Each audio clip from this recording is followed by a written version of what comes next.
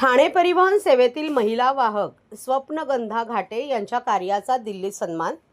ठाणे महानगरपालिकेच्या परिवहन सेवेत कंत्राटी पद्धतीवर काम करणाऱ्या महिला वाहक स्वप्नगंधा घाटे यांच्या उत्कृष्ट कामगिरीबद्दल S2 नवी दिल्ली या संस्थेने त्यांचा आज सन्मान केला।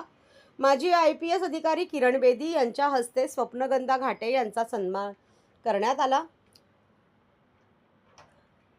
महिला वाहक स्वप्नगंधा स्वप्नील घाटे वय 38, वाहन क्रमांक 2006 या सन 2020 पासून वाहक या पदावर ठाणे परिवहन सेवेत कार्यरत आहेत।